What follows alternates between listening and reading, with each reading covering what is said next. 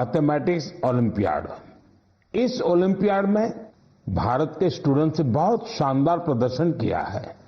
इसमें हमारी टीम ने सर्वश्रेष्ठ प्रदर्शन करते हुए 4 गोल्ड मेडल्स और 1 सिल्वर मेडल जीता है। इंटरनेशनल मैथमेटिक्स ओलंपियाड, इसमें 100 से ज्यादा देशों के युवा हिस्सा लेते हैं और ओवरऑल टैली में हमारी टीम टॉप 5 में आने में सफल रही है। देश का नाम रोशन करने वाले इन स्टूडेंट्स के नाम है पुणे के रहने वाले आदित्य वेंकट गणेश, पुणे के ही सिद्धार्थ चोपड़ा, दिल्ली के अर्जुन गुप्ता, ग्रेटर नोएडा के कनव तलवार, मुंबई के रुशिल माथुर और गुवाहाटी के आनंदो भादुरी। साथियों, आज मन की बात में मैंने इन युवा विजेताओं को विशेष तौर पर आमंत्रित किया है। ये सभी इस समय फोन पर हमारे साथ जुड़े हुए हैं। नमस्ते साथियों, मन की बात में आप सभी साथियों का बहुत बहुत स्वागत है। आप सभी कैसे हैं? हम ठीक है सर। अच्छा साथियों, मन की बात के जरिए देशवासी आप सभी के एक्सपीरियंसेस जानने को बहुत उत्सुक है। मैं शुरुआत करता हूं आदित्य और सिद्धार्थ से। आप लोग पुणे में हैं। सबसे पहले मैं आपसे ही शुरू करता हूं।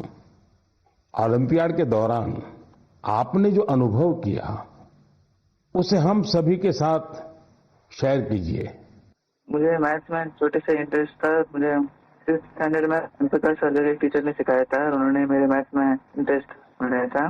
मेरे को सीखना मिला और मुझे करने का अपॉर्चुनिटी मिला था। आपके साथी का क्या कहना है? मैं सिद्धार्थ हूँ, मैं पुणे से हूँ। मैं भी क्लास 12 पास किया हूँ। ये मेरा 2nd टाइम था IIMO में। मुझे भी छोटे से बहुत इंटरेस्ट था मैथ्स में और आदित्य के साथ जब मैं 6th में था प्रकाश सर ने हम दोनों को ट्रेन किया था और बहुत हेल्प हुआ था हमको। और अभी मैं कॉलेज के लिए CMI जा रहा हूँ और मैथ्स एंड CS परस्यू कर रहा हूँ। अच्छा, मुझे बताया गया है कि अर्जुन इस समय गांधीनगर में है और कनव तो ग्रेटर नोएडा के ही है। अर्जुन और कनव, हमने ओलंपियाड को लेकर जो चर्चा की, लेकिन आप दोनों हमें अपनी तैयारी से जुड़ा कोई विषय और कोई विशेष अनुभव अगर बताएंगे तो हमारे श्रोताओं को अच्छा लगेगा। नमस्ते सर, जय हिंद। मैं अर्जुन बोल रहा हूँ। जय हिंद अर्जुन। मैं दिल्ली में रहता हूँ और मेरी मदर श्रीमती आशा गुप्ता फिजिक्स की प्रोफेसर हैं दिल्ली यूनिवर्सिटी में और मेरे father Shri Amit Gupta chartered accountant है। मैं भी बहुत गौरवान्वित महसूस कर रहा हूँ कि मैं अपने देश के प्रधानमंत्री से बात कर रहा हूँ और सबसे पहले मैं अपनी सफलता का श्रेय अपने माता पिता को देना चाहूँगा। मुझे लगता है कि जब एक परिवार में कोई सदस्य एक ऐसे कंपटीशन की तैयारी कर रहा होता है तो केवल उस सदस्य का संघर्ष नहीं होता, पूरे परिवार का संघर्ष होता है। एसेंशियली हमारे पास जो हमारा पेपर होता है उसमें हमारे पास 3 प्रॉब्लम्स के लिए 4.5 घंटे होते हैं, तो एक प्रॉब्लम के लिए 1.5 घंटा। तो हम समझ सकते हैं कि कैसे हमारे पास एक प्रॉब्लम को सॉल्व करने के लिए कितना समय होता है। तो हमें घर पे काफी मेहनत करनी पड़ती है, हमें प्रॉब्लम्स के साथ घंटों लगाने पड़ते हैं। कभी कभार तो एक प्रॉब्लम के साथ 1 दिन या यहाँ तक कि 3 दिन भी लग जाते हैं। तो इसके लिए हमें ऑनलाइन प्रॉब्लम्स ढूंढनी होती हैं। हम पिछले साल की प्रॉब्लम ट्राई करते हैं और ऐसे जैसे हम धीरे धीरे मेहनत करते जाते हैं उससे हमारा एक्सपीरियंस बढ़ता है। हमारी सबसे जरूरी चीज हमारी प्रॉब्लम सॉल्विंग एबिलिटी बढ़ती है, जो ना कि हमें मैथमेटिक्स में बल्कि जीवन के हर एक क्षेत्र में मदद करती है। अच्छा, मुझे कनव बता सकते हैं कि कोई विशेष अनुभव हो इस सारी तैयारी में, कोई खास जो हमारे नौजवान साथियों को बड़ा अच्छा लगे जान करके? मेरा नाम कनव तलवार है। मैं ग्रेटर नोएडा उत्तर प्रदेश में रहता हूँ और कक्षा 11वीं का छात्र हूँ। मैथ्स मेरा पसंदीदा सब्जेक्ट है और मुझे बचपन से मैथ्स बहुत पसंद है। बचपन में मेरे पिता मुझे पजल्स कराते थे जिससे मेरा इंटरेस्ट बढ़ता गया। मैंने ओलंपियाड की तैयारी 7th क्लास से शुरू की थी, जिसमें मेरी सिस्टर का बहुत बड़ा योगदान है और मेरे पेरेंट्स ने भी हमेशा मुझे सपोर्ट किया। ये ओलंपियाड HPCSE कंडक्ट कराता है और ये एक 5 स्टेज प्रोसेस होता है।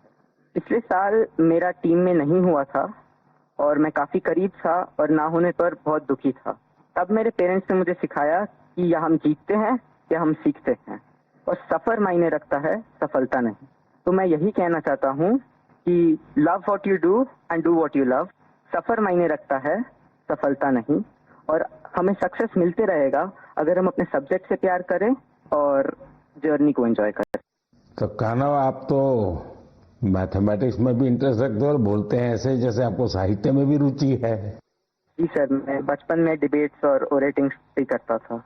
अच्छा, अब आइए हम आनंदो से बात करते हैं। आनंदो, आप अभी गुवाहाटी में हैं और आपका साथी रुशील आप मुंबई में हैं। मेरे आप दोनों से एक क्वेश्चन है।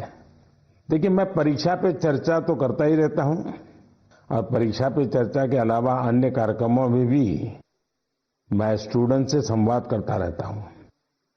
बहुत से छात्रों को मैथ से इतना डर लगता है, नाम सुनते ही घबरा जाते हैं। आप बताइए कि मैथ से दोस्ती कैसे की जाए। सर, मैं रुशील माथुर हूँ। जब हम छोटे होते हैं और हम पहली बार एडिशन सीखते हैं, हमें कैरी फॉरवर्ड समझाया जाता है, पर हमें कभी ये समझाया नहीं जाता कि कैरी फॉरवर्ड होता क्यों है। जब हम कंपाउंड इंटरेस्ट पढ़ते हैं, हम ये क्वेश्चन कभी नहीं पूछते कि ये कंपाउंड इंटरेस्ट का फॉर्मूला आता कहाँ से। मेरा मानना ये है कि मैथ्स एक्चुअली एक सोचने और प्रॉब्लम सॉल्विंग की एक कला है, और इसलिए मुझे ये लगता है कि अगर हम सब मैथमेटिक्स में एक नया क्वेश्चन जोड़ दें, तो ये क्वेश्चन है कि हम ये क्यों कर रहे हैं, ये ऐसे क्यों होता है। तो आई थिंक इससे मैथ्स में बहुत इंटरेस्ट बढ़ सकता है लोगों का, क्योंकि जब किसी चीज को हम समझ नहीं पाते उससे हमें डर लगने लगता है। इसके अलावा मुझे ये भी लगता है कि मैथ्स, सब सोचते हैं, एक बहुत लॉजिकल सा सब्जेक्ट है, पर इसके अलावा मैथ्स में बहुत क्रिएटिविटी भी इम्पोर्टेंट होती है, क्योंकि क्रिएटिविटी से ही हम out of the box solutions सोच पाते हैं जो ओलंपियाड्स में बहुत यूजफुल होते हैं। और इसलिए मैथ ओलंपियाड्स का भी बहुत इम्पोर्टेंट रेलेवेंस है मैथ्स के इंटरेस्ट बढ़ाने के लिए। आनंदो, कुछ कहना चाहेंगे? नमस्ते पीएम जी, मैं आनंद खैरव गुवाहाटी से। मैं भी अभी 12वीं कक्षा पास किया हूँ। यहाँ के लोकल ओलंपियाड में 6th और 7th में करता था, वहाँ से ही हुई। ये मेरी दूसरी आईएमओ थी, दोनों आईएमओ बहुत अच्छे लगे। मैं रुशील जो कहा उससे मैं सहमत हूँ, और मैं ये भी कहना चाहूंगा कि जिन्हें मैथ से डर है उन्हें धैर्य की बहुत जरूरत है। कि हमें मैथ जैसे पढ़ाया जाता है, क्या होता है, एक फार्मूला दिया जाता है, वो रटा जाता है, फिर उस फार्मूला से ही 100 सवाल ऐसे करने पड़ता है, लेकिन फार्मूला समझे कि नहीं वो नहीं देखा जाता। सिर्फ सवाल करते ही जाओ, फार्मूला भी रटा जाएगा, और फिर एग्जाम में अगर फार्मूला भूल गया तो क्या करेगा। इसलिए मैं कहूंगा कि फार्मूला को समझो, जो रुशील कहा था, तो धैर्य से देखो। अगर फार्मूला ठीक से समझे तो 100 सवाल नहीं करने पड़ेंगे, 1-2 सवाल से ही हो जाएंगे, और मैथ को डरना भी नहीं है। आदित्य और सिद्धार्थ, आप जब शुरू में बात कर रहे थे तब ठीक से बात हो नहीं पाई। अब इन सारे साथियों को सुनने के बाद आपको भी जरूर लगता है कि आप भी कुछ कहना चाहते होंगे। क्या आप अपने अनुभव अच्छे ढंग से शेयर कर सकते हैं? बहुत सारे दूसरे देशों से इंटरैक्ट किया था, बहुत सारे कल्चर्स थे, और बहुत अच्छा था दूसरे स्टूडेंट्स से इंटरैक्ट करने के, और बहुत सारे फेमस मैथमेटिशियंस थे। हाँ आदित्य, बहुत अच्छा एक्सपीरियंस था।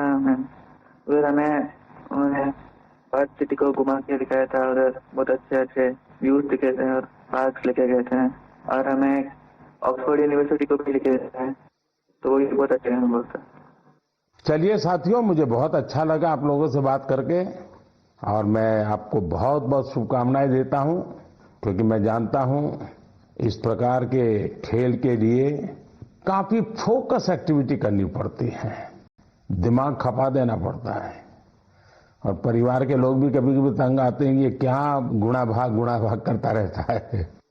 लेकिन मेरी तरफ से आपको बहुत बहुत शुभकामनाएं हैं। आपने देश का मान बढ़ाया, नाम बढ़ाया है। धन्यवाद दोस्तों। Thank you. धन्यवाद। Thank you. Thank you sir. जय हिंद। जय हिंद। जय हिंद। आप सभी स्टूडेंट से बात करके आनंद आ गया। मन की बात से जुड़ने के लिए आप सभी का बहुत बहुत धन्यवाद। मुझे विश्वास है कि मैथ्स के इन युवा महारथियों को सुनने के बाद दूसरे युवाओं को मैथ्स को एंजॉय करने की प्रेरणा मिलेगी। मेरे प्यारे देशवासियों, मन की बात में अब मैं उस विषय को साझा करना चाहता हूं जिसे सुनकर हर भारतवासी का सिर गर्व से ऊंचा हो जाएगा। लेकिन इसके बारे में बताने से पहले मैं आपसे एक सवाल करना चाहूंगा। क्या आपने चराई देऊ मैदान का नाम सुना है? अगर नहीं सुना तो अब आप ये नाम बार बार सुनेंगे और बड़े उत्साह से दूसरों को बताएंगे। असम के चराई देऊ मैदान को यूनेस्को वर्ल्ड हेरिटेज साइट में शामिल किया जा रहा है। इस लिस्ट में यह भारत की 43वीं लेकिन नॉर्थ ईस्ट की पहली साइट होगी। साथियों, आपके मन में ये सवाल जरूर आ रहा होगा कि चराई देऊ मैदान आखिर है क्या और ये इतना खास क्यों है? चराई देऊ का मतलब है shining city on the hills, यानी पहाड़ी पर एक चमकता शहर। ये अहोम राजवंश की पहली राजधानी थी। अहोम राजवंश के लोग अपने पूर्वजों के शव और इनकी कीमती चीजों को पारंपरिक रूप से मैदान में रखते थे। मैदान टीले नुमा एक ढांचा होता है जो ऊपर मिट्टी से ढका होता है और नीचे एक या उससे ज्यादा कमरे होते हैं। ये मैदान अहोम साम्राज्य के दिवंगत राजाओं और गणमान्य लोगों के प्रति श्रद्धा का प्रतीक है। अपने पूर्वजों के प्रति सम्मान प्रकट करने का ये तरीका बहुत यूनिक है। इस जगह पर सामुदायिक पूजा भी होती थी। साथियों, अहोम साम्राज्य के बारे में दूसरी जानकारियां आपको और हैरान करेगी। 13वीं शताब्दी के शुरू होकर यह साम्राज्य 19वीं शताब्दी की शुरुआत तक चला। इतने लंबे कालखंड तक एक साम्राज्य का बने रहना बहुत बड़ी बात है। शायद अहोम साम्राज्य के सिद्धांत और विश्वास इतने मजबूत थे कि उसने इस राजवंश को इतने समय तक कायम रखा। मुझे याद है कि इसी वर्ष 9 मार्च को मुझे अदम्य साहस और शौर्य के प्रतीक महान अहोम योद्धा लसित बोरफुकन की सबसे ऊंची प्रतिमा के अनावरण का सौभाग्य मिला था। इस कार्यक्रम के दौरान अहोम समुदाय आध्यात्मिक परंपरा का पालन करते हुए मुझे अलग ही अनुभव हुआ था। लसित मैदान में अहोम समुदाय के पूर्वजों को सम्मान देने का सौभाग्य मिलना मेरे लिए बहुत बड़ी बात है। अब चराई देऊ मैदान के वर्ल्ड हेरिटेज साइट बनने का मतलब होगा कि यहां पर और अधिक पर्यटक आएंगे। आप भी भविष्य के अपने ट्रैवल प्लान्स में इस साइट को जरूर शामिल करिएगा।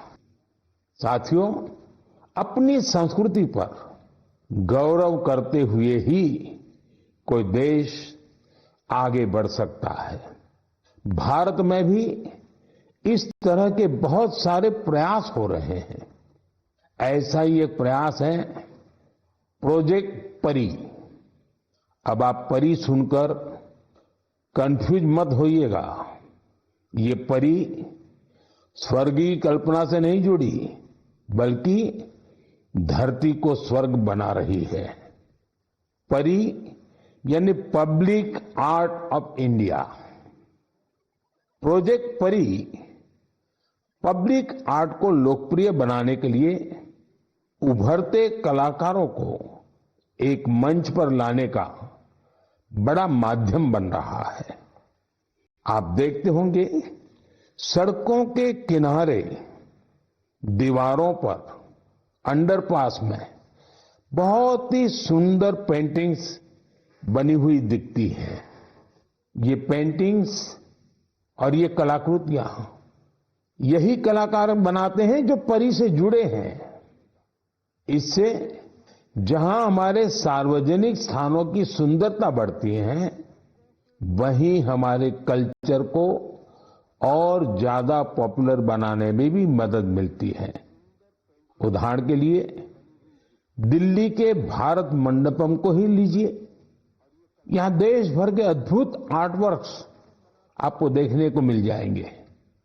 दिल्ली में कुछ अंडरपास और फ्लाईओवर पर भी आप ऐसे खूबसूरत पब्लिक आर्ट देख सकते हैं। मैं कला और संस्कृति प्रेमियों से आग्रह करूंगा कि वे भी पब्लिक आर्ट पर और काम करें। ये हमें अपनी जड़ों पर गर्व करने की सुखद अनुभूति देगा। मेरे प्यारे देशवासियों, मन की बात में अब बात रंगों की, ऐसे रंगों की जिन्होंने हरियाणा के रोहतक जिले की 250 से ज्यादा महिलाओं के जीवन में समृद्धि के रंग भर दिए हैं।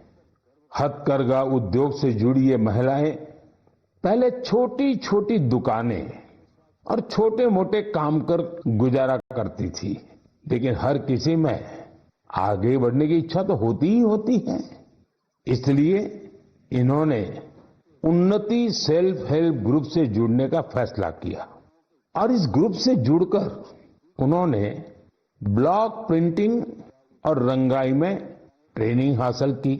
कपड़ों पर रंगों का जादू बिखेरने वाली ये महिलाएं आज लाखों रुपए कमा रही है।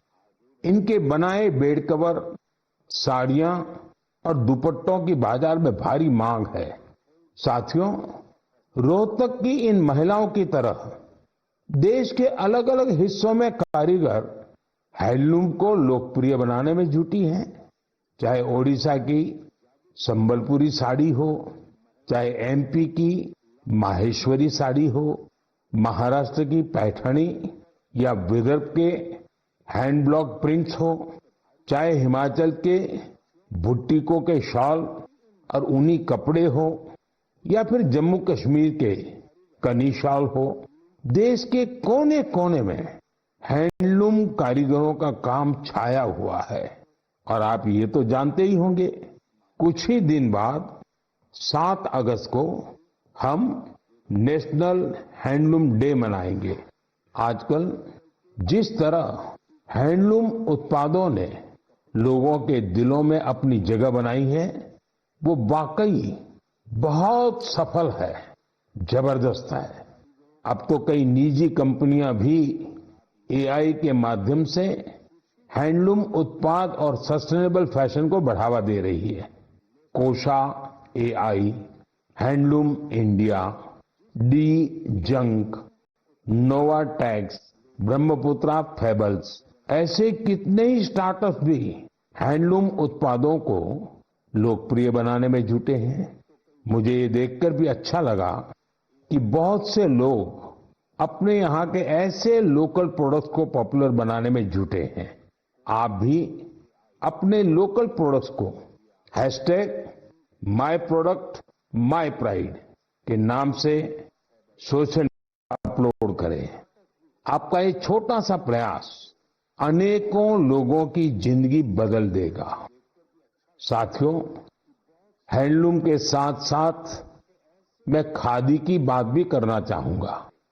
आप में से ऐसे कई लोग होंगे जो पहले कभी खादी के उत्पादों का उपयोग नहीं करते थे, लेकिन आज बड़े गर्व से खादी पहनते हैं।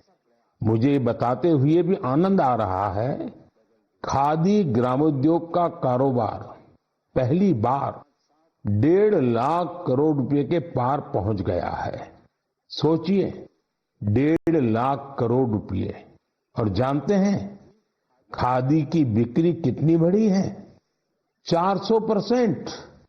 खादी की, हैंडलूम की ये बढ़ती हुई बिक्री बड़ी संख्या में रोजगार के नए अवसर भी बना रही है। इस इंडस्ट्री से सबसे ज्यादा महिलाएं जुड़ी हैं, तो सबसे ज्यादा फायदा भी उन्हीं को हो रहा है। मेरा तो आपसे फिर एक आग्रह है, आपके पास भांति भांति के वस्त्र होंगे और आपने अब तक खादी के वस्त्र नहीं खरीदे तो इस साल से शुरू कर लें। अगस्त का महीना आ ही गया है। ये आजादी मिलने का महीना है, क्रांति का महीना है। इससे बढ़िया अवसर और क्या होगा खादी खरीदने के लिए।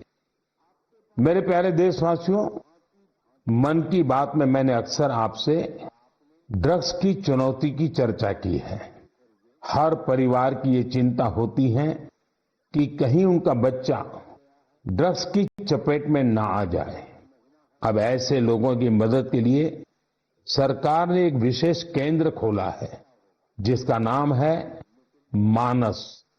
ड्रग्स के खिलाफ लड़ाई में ये बहुत बड़ा कदम है। कुछ दिन पहले ही मानस की हेल्पलाइन और पोर्टल को लॉन्च किया गया है। सरकार ने एक टोल फ्री नंबर 1933 जारी किया है। इस पर कॉल करके कोई भी जरूरी सलाह ले सकता है या फिर रिहेबिलिटेशन से जुड़ी जानकारी ले सकता है। अगर किसी के पास ड्रग्स से जुड़ी कोई दूसरी जानकारी भी है तो वो इसी नंबर पर कॉल करके नारकोटिक्स कंट्रोल ब्यूरो के साथ साझा भी कर सकते हैं। मानस के साथ साझा की गई हर जानकारी गोपनीय रखी जाती है। भारत को ड्रग्स फ्री बनाने में जुटे सभी लोगों से, सभी परिवारों से, सभी संस्थाओं से मेरा आग्रह है कि मानस हेल्पलाइन का भरपूर उपयोग करें। मेरे प्यारे देशवासियों, कल दुनिया भर में टाइगर डे मनाया जाएगा। भारत में तो टाइगर्स, बाघ हमारी संस्कृति का अभिन्न हिस्सा रहा है। हम सब बाघों से जुड़े किस्से कहानियां सुनते हुए ही बड़े हुए हैं। जंगल के आसपास के गांव में तो हर किसी को पता होता है कि बाघ के साथ तालमेल बिठाकर कैसे रहना है।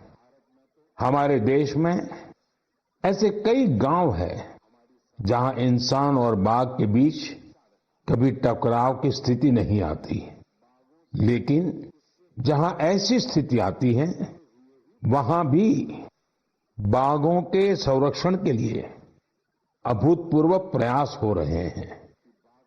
जन भागीदारी का ऐसा ही एक प्रयास है कुल्हाड़ी बंद पंचायत। राजस्थान के रणथंभौर से शुरू हुआ कुल्हाड़ी बंद पंचायत अभियान बहुत दिलचस्प है। स्थानीय समुदायों ने स्वयं इस बात की शपथ ली है कि जंगल में कुल्हाड़ी के साथ नहीं जाएंगे और पेड़ नहीं काटेंगे। इस एक फैसले से यहां के जंगल एक बार फिर से हरे भरे हो रहे हैं और बाघों के लिए बेहतर वातावरण तैयार हो रहा है। साथियों, महाराष्ट्र का ताडोबा अंधारी टाइगर रिजर्व बाघों के प्रमुख बसेरों में से एक है। यहां के स्थानीय समुदायों, विशेषकर गोंड और माना जनजाति ने इको टूरिज्म की ओर तेजी से कदम बढ़ाए हैं। उन्होंने जंगल पर अपनी निर्भरता को कम किया है ताकि यहां बाघों की गतिविधियां बढ़ सकें। आपको आंध्र प्रदेश में नल्ला मलाई की पहाड़ियों पर रहने वाले चेंचू जनजाति के प्रयास भी हैरान कर देंगे। उन्होंने टाइगर ट्रैकर्स के तौर पर जंगल में वन्य जीवों के मूवमेंट की हर जानकारी जमा की। इसके साथ ही वे क्षेत्र में अवैध गतिविधियों की निगरानी भी करते रहे हैं। इसी तरह उत्तर प्रदेश के पीलीभीत में चल रहा बाघ मित्र कार्यक्रम भी बहुत चर्चा में है। इसके तहत स्थानीय लोगों को बाघ मित्र के रूप में काम करने की ट्रेनिंग दी जाती है। ये बाघ मित्र इस बात का पूरा ध्यान रखते हैं कि बाघों और इंसानों के बीच टकराव की स्थिति न बने। देश के अलग अलग हिस्सों में इस तरह के कई प्रयास जारी हैं। मैंने यहां कुछ ही प्रयासों की चर्चा की है, लेकिन मुझे खुशी है कि जन भागीदारी बाघों के संरक्षण में बहुत काम आ रही है। ऐसे प्रयासों की वजह से ही भारत में बाघों की आबादी हर साल बढ़ रही है। आपको ये जानकर खुशी और गर्व का अनुभव होगा कि दुनिया भर में जितने बाघ हैं, उनमें से 70% बाघ हमारे देश में हैं। सोचिए, 70% बाघ। तभी तो हमारे देश के अलग अलग हिस्सों में कई टाइगर सेंचुरी है।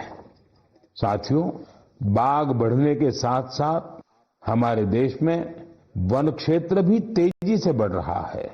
इसमें भी सामुदायिक प्रयासों से बड़ी सफलता मिल रही है। पिछले मन की बात कार्यक्रम में आपसे एक पेड़ मां के नाम कार्यक्रम की चर्चा की थी। मुझे खुशी है कि देश के अलग अलग हिस्सों में बड़ी संख्या में लोग इस अभियान से जुड़ रहे हैं। अभी कुछ दिन पहले स्वच्छता के लिए प्रसिद्ध इंदौर में एक शानदार कार्यक्रम हुआ। यहां एक पेड़ मां के नाम कार्यक्रम के दौरान एक ही दिन में 2 लाख से ज्यादा पौधे लगाए गए। अपनी मां के नाम पर पेड़ लगाने के इस अभियान से आप भी जरूर जुड़ें और सेल्फी लेकर सोशल मीडिया पर भी पोस्ट करें। इस अभियान से जुड़कर आपको अपनी मां और धरती मां दोनों के लिए कुछ स्पेशल कर पाने का एहसास होगा। मेरे प्यारे देशवासियों, 15 अगस्त का दिन अब दूर नहीं है और अब तो 15 अगस्त के साथ एक और अभियान जुड़ गया है, हर घर तिरंगा अभियान।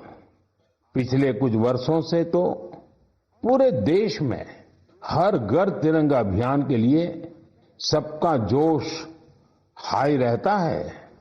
गरीब हो, अमीर हो, छोटा घर हो, बड़ा घर हो, हर कोई तिरंगा लहराकर गर्व का अनुभव करता है। तिरंगे के साथ सेल्फी लेकर सोशल मीडिया पर पोस्ट करने का क्रेज भी दिखता है।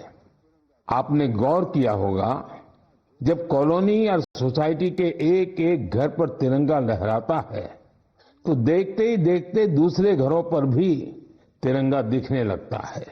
यानी हर घर तिरंगा अभियान तिरंगे की शान में एक यूनिक फेस्टिवल बन चुका है। इसे लेकर अब तो तरह तरह के इनोवेशन भी होने लगे हैं। 15 अगस्त आते आते घर में, दफ्तर में, कार में तिरंगा लगाने के लिए तरह तरह के प्रोडक्ट दिखने लगते हैं।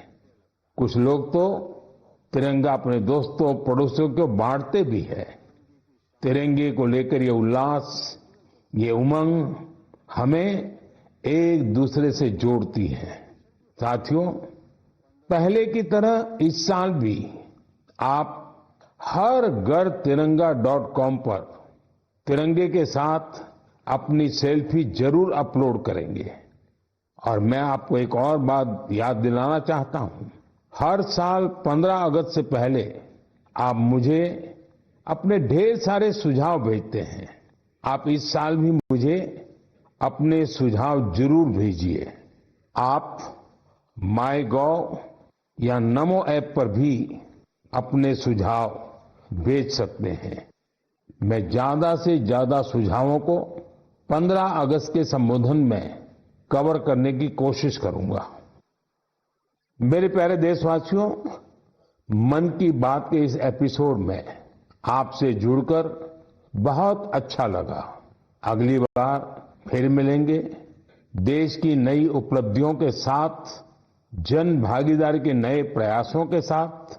आप मन की बात के लिए अपने सुझाव जरूर भेजते रहें। आने वाले समय में अनेक पर्व भी आ रहे हैं। आपको सभी पर्वों की ढेर सारी शुभकामनाएं। आप अपने परिवार के साथ मिलकर त्योहारों का आनंद उठाएं, देश के लिए कुछ न कुछ नया करने की ऊर्जा निरंतर बनाए रखें। बहुत बहुत धन्यवाद। नमस्कार। Mr. Modi addressing the 112th Mann Ki Baat. This is his second address after the third term began. He spoke about a host of issues, including the Paris Olympics, asking people across the country to support and proudly wave the tricolour